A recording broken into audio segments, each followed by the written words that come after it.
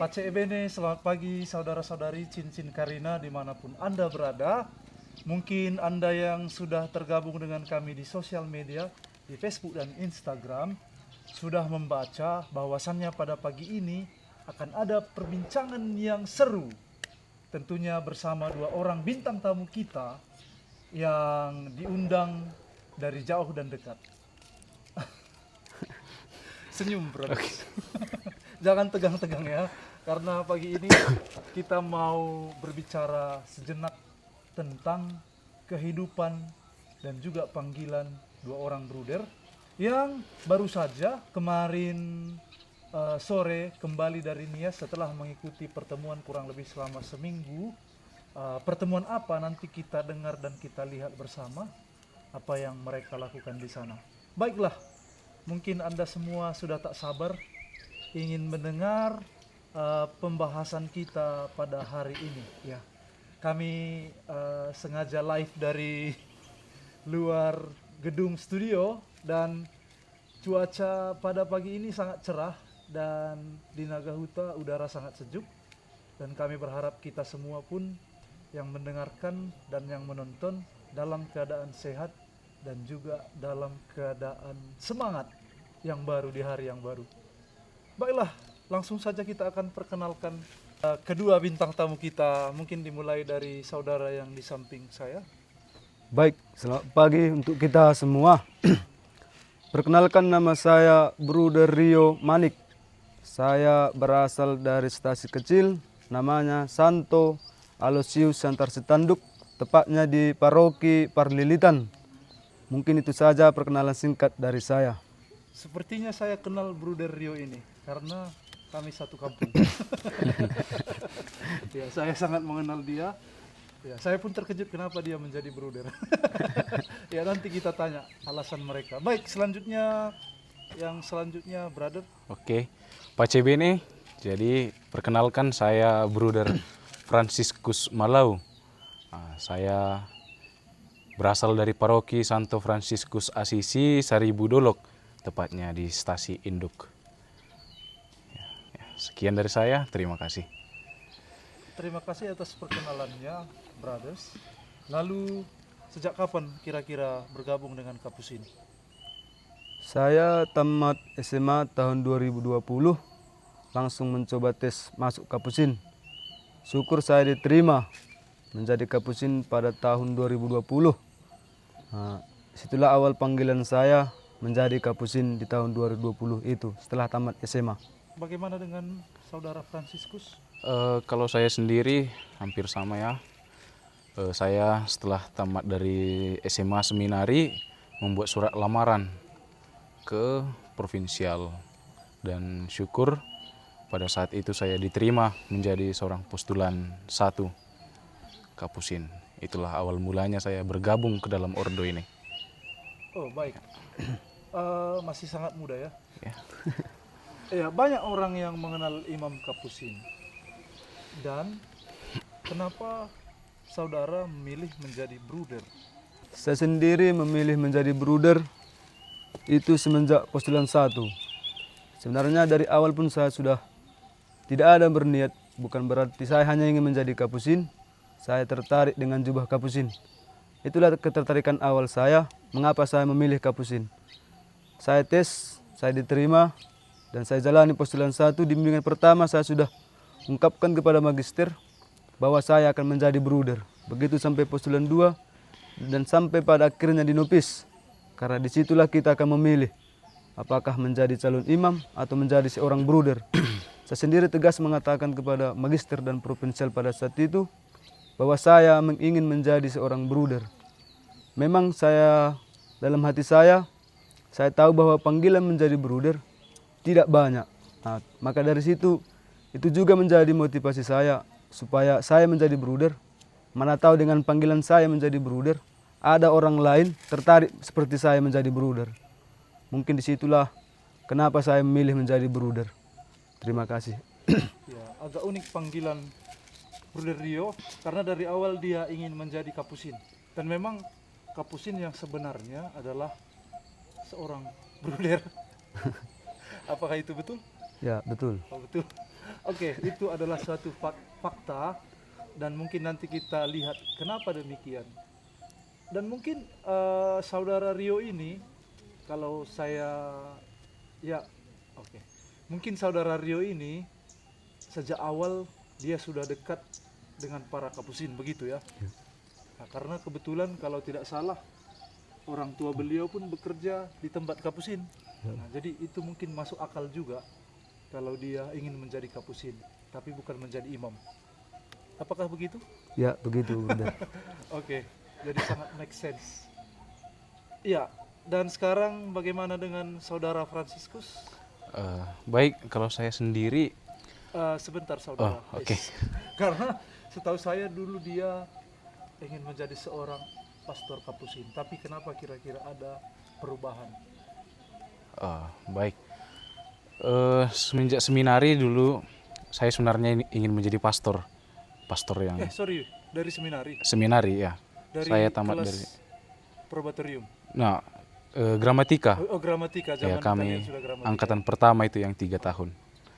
Nah, jadi ingin bercita-cita menjadi seorang pastor kapusin. Lalu setelah mendaftar tes kepostulan dan lulus, ini menjadi awal ya, titik awal perubahan itu tadi ya, perubahan cita-cita lah saya katakan menjadi seorang bruder. Kenapa? Karena pada waktu itu di postulan 1 saya ada membaca sebuah buku mengenai kapusin 25 tahun mendatang. Nah, di situ jelas dibuat grafik atau perbandingan antara imam kapusin dengan saudara laikus atau bruder yang sangat drastis begitu. Kalau dibuat perbandingannya sekitar 1:85 atau 1:95, seperti itulah. Sangat jauh. Karena itu muncul dari dalam diri saya keinginan untuk mengubah lah dalam tanda petik, untuk memperbaharui apa yang menurut saya salah. Menurut saya salah itu bahwa seorang Fransiskan itu terlebih menjadi saudara. Itu adalah tujuan awalnya begitu. Saudara yang kita kenal adalah bruder, gitu ya, bukan khusus untuk melayani di paroki-paroki menjadi seorang imam.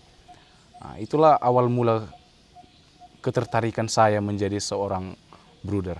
Meskipun setelah saya utarakan itu dengan guardian, dengan magister, pada waktu itu Pastor Heri kurang mendapat dukungan karena mungkin dinilai memiliki potensi untuk menjadi imam. Namun tetap saya katakan dengan tegas bahwa saya ingin menjadi seorang bruder.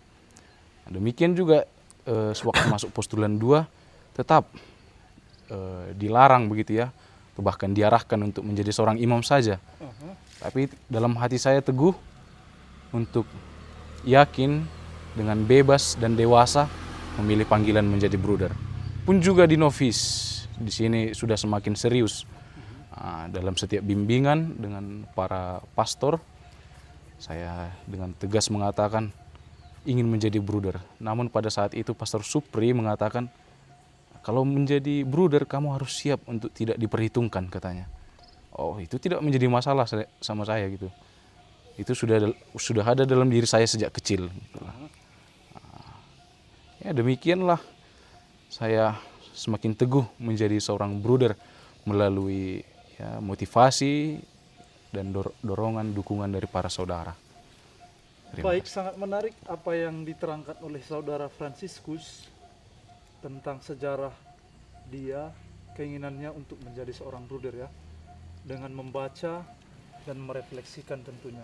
Mungkin pengalaman saudara Franciscus juga agak mirip-mirip dengan pengalaman saya.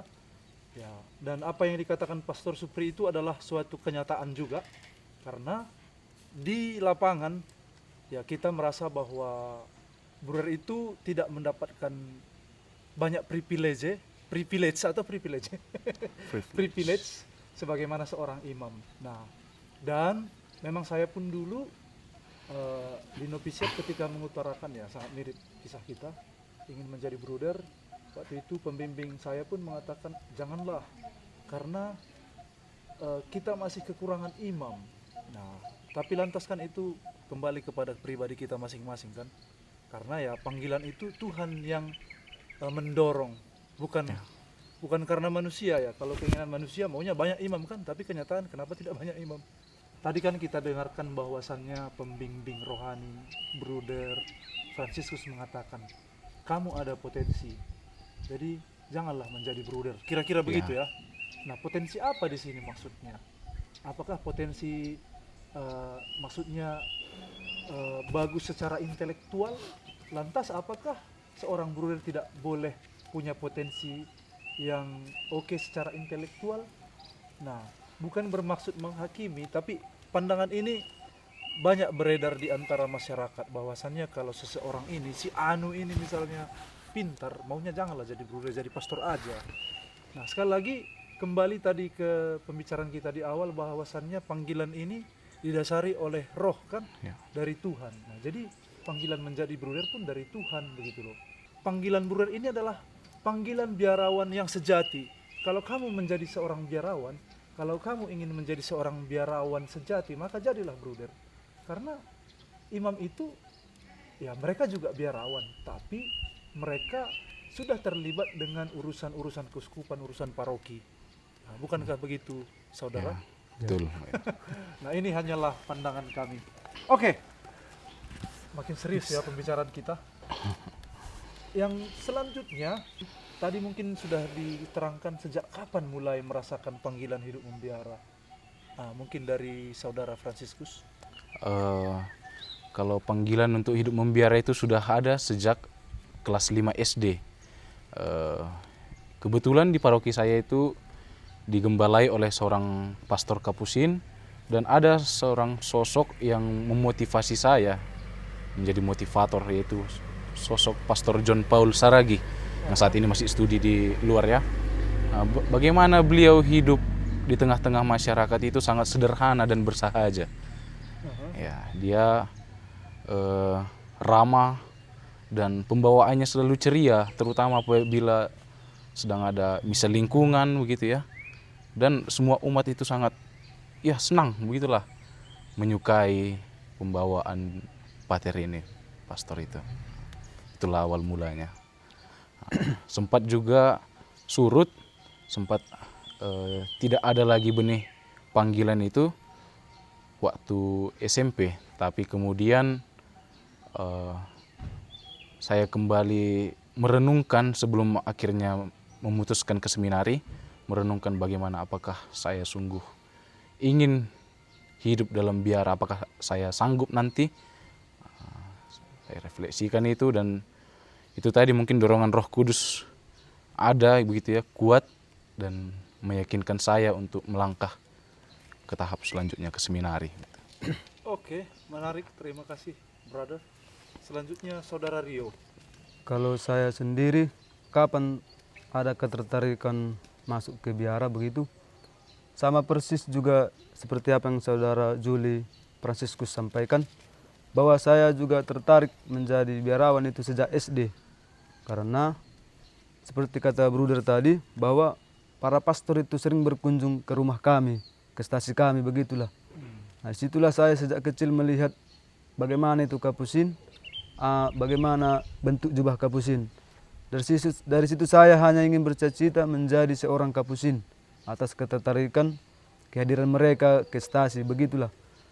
Nah, didorong lagi ketika saya SMA tinggal di pastoran. Nah, di situ saya semakin mengenal Kapusin.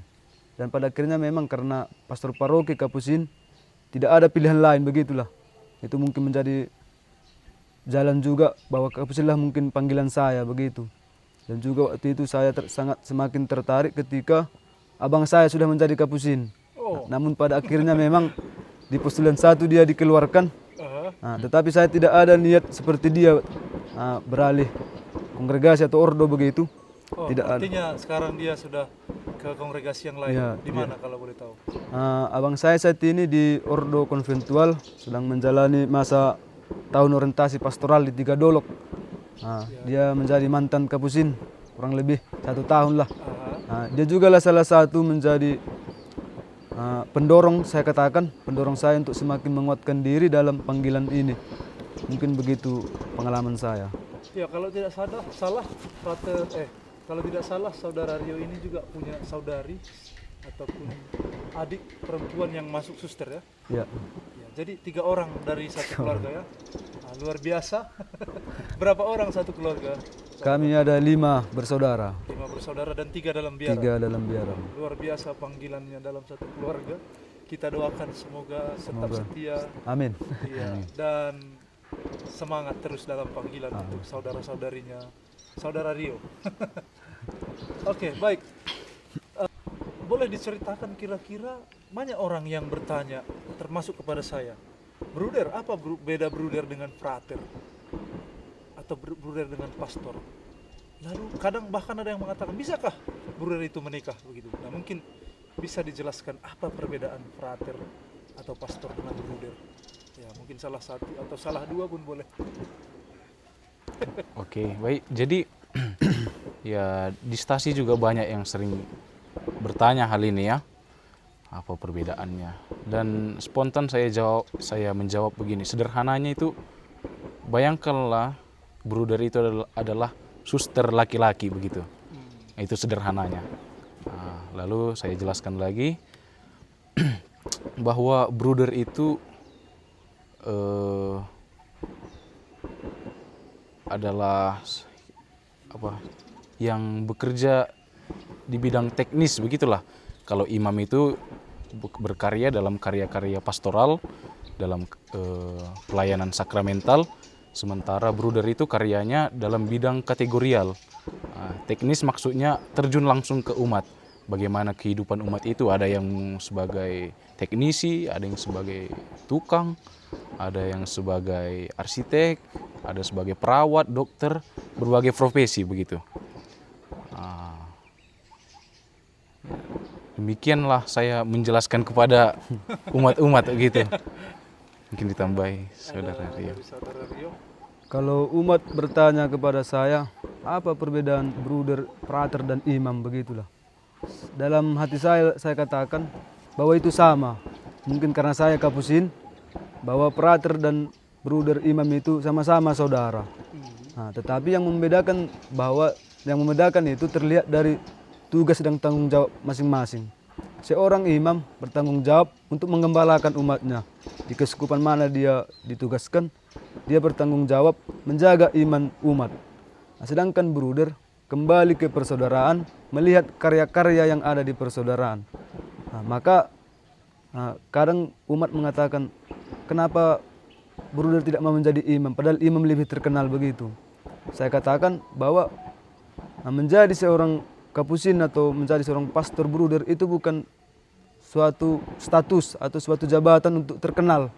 Tetapi bagaimana kita melihat itu menjadi suatu rahmat dalam diri kita, bahwa itu suatu hal yang perlu kita dikatakan perlu kita kembangkan begitulah. Maka kalau di tempat saya saat ini banyak tidak mengerti bahwa pernah saya dengar bahwa bruder itu bisa menikah. Seperti bruder katakan tadi, banyak umat tidak mengerti bahwa bruder itu bisa menikah, dan banyak juga umat tidak tahu apa itu bruder. Mereka hanya tahu ya kalau udah pakai jubah itu, kalau enggak frater, pastor yang bisa memimpin para nekaristi begitulah. Itulah pengalaman saya di komunitas dan beberapa umat saya jumpai begitulah, bruder. Intermezzo, ya di tempat ini agak ribut sedikit karena dekat dengan tempat latihan tembak menembak militer. Jadi mohon maaf kalau nanti di video ataupun di radio Anda mendengarkan ada suara seperti meriam. Karena memang lokasi radio kita cukup dekat ya, karena kita bukan di dalam studio saat ini, kita ada di luar studio atau di lapangan.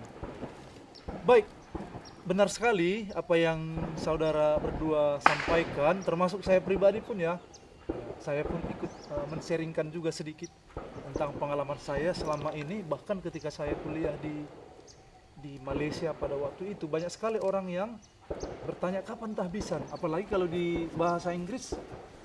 Orang dengan English speaking itu mereka tidak mengerti bruder, yang mereka mengerti adalah brother, saudara. Jadi brother ini adalah sebutan untuk mereka yang ingin menjadi imam ataupun mereka yang ingin menjadi bruder. Jadi tidak ada perbedaan. Jadi brother apakah brother akan tetap menjadi brother atau brother akan menjadi imam. Itu saja. Jadi bagi saya pribadi term ataupun istilah brother ini lebih mudah saya terima. Maksudnya bukan berarti menolak sistem brother ya, menolak istilah brother, karena di Indonesia kita sangat gampang untuk membedakan. Kalau misalnya brother ya berarti dia tidak menjadi imam, kalau dia frater berarti menjadi imam. Sementara di luar negeri yang berbahasa Inggris brother. Nah, brother, apakah brother, maka mereka akan bertanya apakah brother mau menjadi imam ataukah brother menjadi brother terus. Nah, jadi di sini justru bagi saya tidak ada pembedaan, jadi lebih bisa saya terima. Tapi it's okay, itu hanya masalah term saja. Dan mungkin kedua saudara punya pengalaman juga di mana ya karena orang tahu, oh ternyata brother ya kelakuannya menjadi berubah. Apakah pernah seperti itu? Atau ya, oh ternyata brother, atau ngapain jadi brother gitu? Ada pengalaman begitu ya? Banyak. Saya sendiri banyak ya. Kenapa menjadi brother gitu? Oh, iya. Itu tadi tidak dihargai katanya, dan orang juga tidak mengenal apa itu brother. Tidak diperhitungkan gitu. Iya, sampai dari umat sendiri pun ada ungkapan, kalian itu seperti gagal menjadi imam begitulah. Iya, ada ungkapan-ungkapan dari umat seperti itu. Artinya tanggung gitu ya? Iya, tanggung. Tidak sanggup sekolah dan menjadi brother, begitulah pandangan umat. Iya ya. Jadi kadang tertawa sendiri saya dalam hati. Iya, pengalaman yang sangat faktual. Pernah juga? Mungkin itu pengalaman dari umat, kalau saya sendiri dari keluarga begitulah. Oke. Bahwa ketika saya sampaikan kepada orang tua bahwa saya ingin menjadi brother, di situ bapak saya langsung berkata, kalau begitu keluar sajalah begitu.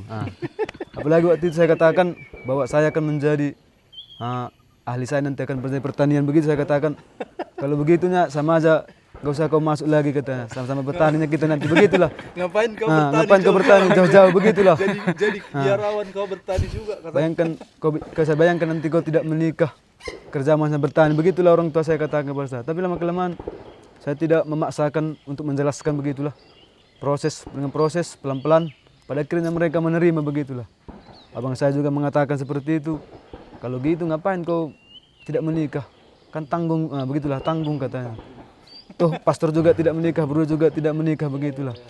Tapi ya oke lah, tidak apa-apa saya katakan, tetap saya jalani. Pada akhirnya mereka akhir-akhir ini 1 tahun inilah sekurang-kurangnya semakin menerima. sudah mulai banggalah mereka dengan bahwa saya menjadi brother, begitulah. Terima kasih. Oke. Jel, coba tengok masih ada baterainya atau masih udah penuh? Masih jalan? Masih ada kan? Tapi kayaknya panas. Udah. Oke. Sebentar lagi. Ini kan. Ya. Kelihatan nggak tuh? Oke, terima kasih juga saudara atas penjelasannya. Ya, mungkin pengalaman saya pun seperti itu juga. Ya, sebagaimana yang saya baru katakan, ketika saya dulu kuliah, orang-orang bertanya, brother, kapan kamu tahbisan? Saya bilang, saya jawab, saya tidak mau menjadi imam. Jadi tetap menjadi brother, ya, tetap menjadi brother, saya bilang. Lalu ngapain? Apa bedanya nanti brother dengan kami kalau toh tidak bisa merayakan Ekaristi? Kan sekarang kita kekurangan imam gitu loh. Ngapain menjadi brother? Nah, begitu kan. Istilahnya tanggung. Panggilan yang tanggung ya. Bahkan itu adalah kenyataan juga di dalam persaudaraan. Ada juga seorang imam yang mengatakan, ya, panggilan brother adalah panggilan kelas 2. Nah, tapi justru dalam pikiran saya ingin menjadi nomor 2, saya tidak mau menjadi nomor 1. Kalau saya mau menjadi nomor 1, ya tentunya dari awal saya menjadi imam. Dan saya bangga, jadi saya pula yang menjawab ya. Maksudnya ini hanya dari saya pribadi ya. Saya tidak pernah ingin menjadi, apa mau saya katakan? Ya maksudnya itu karena ketidaktahuan umat dan keluarga juga. Bahkan saya sendiri setiap saat, bahkan keluarga besar yang Katolik juga mengatakan, kenapa kembalilah, kan masih bisa. Apalagi ada juga suster-suster biarawan dan pastor juga yang mengatakan, ngapain jadi pastor aja gitu loh. Padahal mereka juga biarawan-biarawati pun masih mengharapkan bahwa bahwasannya jangan menjadi bruder. Tapi sekali lagi it's okay. Sekali lagi ini adalah perbedaan pandangan dan tugas kita adalah ya pelan-pelan kita mengkomunikasikan kepada mereka bahwasannya panggilan kita ini sama. Mau menjadi frater, pastor, suster, menikah, semua kita sama. Hanya tugas di gereja saja yang berbeda, kan hierarki. Dulu kan hierarki itu kan berbentuk kerucut, tapi sekarang lingkaran. Kita bersatu padu, saling melengkapi dalam tugas di gereja. Nah, jadi karena kan nanti di akhir pun kalau kita sudah meninggal, bukannya di dalam pendapat saya Tuhan bukannya bertanya apa statusmu, tapi apa yang sudah kita buat dalam hidup kita kan. Nah, toh kita semua panggilan itu adalah sama. Jadi tinggal mindset saja. Selagi kita bisa merefleksikan panggilan dan mempertanggungjawabkannya, nah, ngapain kita pikirkan pandangan orang kan? Toh bukan manusia yang manggil kita, tapi Tuhan. Ada amin saudara-saudara. Amin. Oke, baik, terlalu jauh nanti tentang ini. Saya dengar baru-baru ini para saudara ada mengikuti kegiatan kurang lebih 1 minggu ya di Nias. Boleh diceritakan kegiatan apa dan apa tujuannya dan bagaimana pengalaman selama di sana, mungkin secara singkat. Baik, kurang lebih 1 minggu pertemuan bruder muda di Nias. Kami berkumpul ada 4 jajaran Kapusin dari Pontianak, dari Sibolga, dari Medan, dan dari Nias sendiri. Di sana kami melakukan pertemuan membahas satu tema dengan judul Kalau religius, nilai dan tantangan zaman kini. Itu menjadi tema besar kami di pertemuan di Nias. Setiap Senin sampai Jumat kami mengadakan pertemuan, 3 kali pertemuan dalam sehari. Ada setengah jam selalu ada sharing. Pematerinya juga ada pastor Kapusin yang ahli kitab suci, ada ahli prasekanologi, ada juga OFS, awam, ada juga projo. Sangat dianimasi pertemuan yang ada di Nias kemarin kurang lebih 1 minggu. Di hari terakhir, di hari Sabtu, kami outing.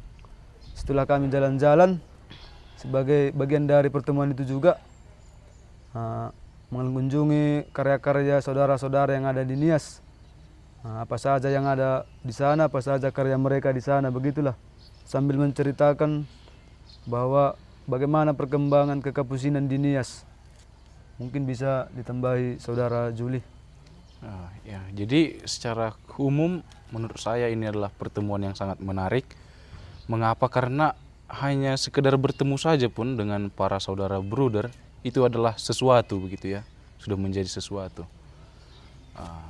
Melalui pertemuan itu, kalau untuk saya sendiri menjadi ruang untuk bersharing bagaimana mereka hidup dalam karya-karyanya, mengetahui apa saja karya para bruder di Pontianak, di Sibolga, dan di Nias. Dari situ sebagai bruder muda, saya belajar banyak hal. Ya, itu sharing-sharing bebas gitulah. Lalu yang menarik juga melalui pertemuan kami itu tadi sudah disampaikan sedikit bahwa ada pematerinya dari seorang awam yang kebetulan juga ex-frater, mantan frater. Jadi beliau secara belak-belakan terus terang menyampaikan bagaimana sekarang kehidupan para religius. Satu yang menarik bagi saya adalah ketika ada ungkapan kehidupan para religius itu seharusnya mencerminkan atau menggambarkan, memberi gambaran eskatologis akan kehadiran kerajaan Allah di tengah-tengah masyarakat. Ini menjadi salah satu tantangan juga bagi saya, bagi kita lah para religius, untuk bagaimana kita menghidupi ketiga kaul yang sudah kita janjikan. Dengan memilih ketiga kaul itu artinya kita sudah memberikan diri secara utuh dan penuh kepada Allah. dan kepada persaudaraan.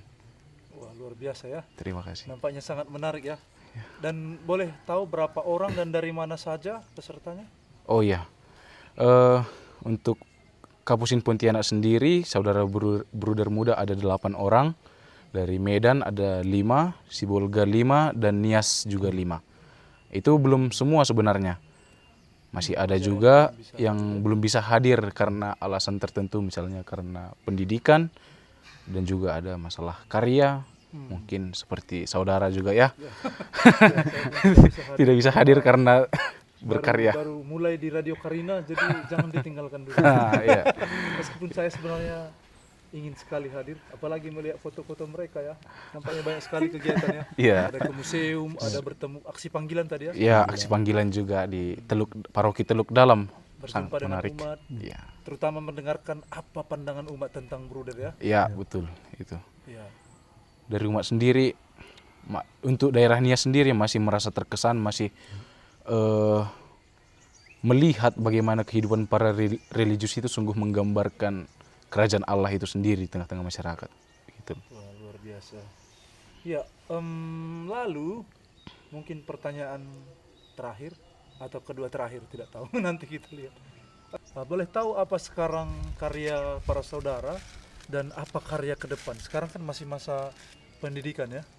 Mulai dari saudara Rio. Baik, saat ini saya berkomunitas di Persaudaraan Bagam Batu. Dan sebelumnya saya sudah menyelesaikan 2 tahun kuliah di filsafat. Bagaimana itulah menjadi bagian dari Bruder sebagai modal untuk katekese ke umat. Setelah 2 tahun di Alverna, saya berkomunitas di Bagam Batu karena waktu itu saya buat surat meminta jurusan pertanian. Maka saya ditempatkan di Persaudaraan Bagam Batu. Di sana saya sebagai saudara muda yang orientasi. Yang menjadi pendamping saya di sana adalah Bruder Gino yang sudah ahli dalam pertanian. Begitulah saya di sana bukan sebagai pekerja, tetapi saya di sana belajar dengan Bruder Gino. Karena saya dipersiapkan untuk lahan sawit kita di sana, menggantikan nanti Bruder Gino, begitulah. Setelah itu nanti 1 tahun di sana, mungkin kembali ke sini dan berbicara lagi dengan provinsial. Maksudnya lanjut studi tentang pertanian. Itu pembicaraan waktu dengan provinsial yang terakhir begitu. Terima kasih. Oke. Kenapa mau ke pertanian? Saya memilih pertanian mungkin karena saya berasal dari kampung. Karena basic saya juga mungkin dari kecil sudah dilatih bagaimana bertani. Mungkin itu menjadi dasar utama saya kenapa saya memilih pertanian. Dan saya sangat senang bekerja di luar, begitulah, bukan di dalam. Saya lebih senang bekerja di luar, lebih bisa mampu mengekspresikan diri, begitulah, di lapangan. Maka itu yang dasar saya mengapa saya memilih pertanian. Memang masih banyak karya kita, tapi kemarin saya ditawarkan ke retret begitu. Tapi saya tidak sanggup ini, begitulah. Bukan passion saya di sini, begitulah. Maka passionnya ke pertanian. Iya, karena saya lebih senang bekerja di luar, lebih mampu kerasa ekspresikan diri saya di bagian pekerjaan, begitulah. Mungkin itu saja dari saya. Baik, selanjutnya menarik ya saudara. Oke, selanjutnya dari saudara Franciscus. Saya sendiri juga pernah ya berkomunitas di Alverna selama kurang lebih setengah tahun. Namun karena tugas perutusan yang lain ditarik ke Biara Camerino Nagahuta. Jadi seturut SK saya ditugaskan untuk membantu saudara Feuster di bidang ekonom. Kalau jabatannya mungkin dikatakan sebagai kasir, begitulah. Dan saya juga tinggal di samping Karina ya, komunitas Camerino. Biara Kapusin Camerino. Apa proyeksi ke depan? Kemudian proyeksi ke depan setelah berbincang dengan Pater Provinsial, Pastor Ivo, saya ingin melanjutkan pendidikan ke bidang hukum. Ya. Kenapa hukum? Melihat apa yang terjadi belakangan ini secara khusus dalam kejadian belakangan inilah yang terjadi penyerangan terhadap masyarakat tertindas, masyarakat Sihaporas dan Dolok Permonangan. Ya, beberapa kali juga saya telah hadir ke sana mendampingi mereka dan mendengar keluhan atau cerita-cerita mereka bagaimana pihak itu PT TPL itu melakukan penyerangan yang mengakibatkan trauma dan juga berbagai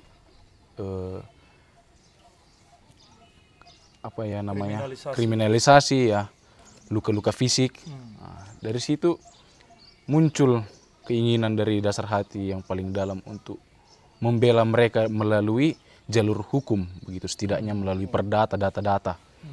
Nah, karena apa? Untuk kedepannya saya rasa ini akan selalu ada, tidak hanya saat ini. Kan terus ada masalah-masalah seperti ini, baik itu masalah lahan, masalah warisan, dan berbagai masalah lain. Jadi ini sangat relevan selalu, sejak dulu hingga selanjutnya. Ya, luar biasa saudara berdua. Yang terakhir, apa pesan dan kesan?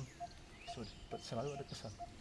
Ya, yang terakhir, apa kira-kira pesan para saudara kepada seluruh umat tentang panggilan menjadi seorang bruder ini, dan apa harapannya kepada orang-orang muda? Pesan saya untuk kita semua, secara khusus umat Katolik pun juga non-Katolik ya,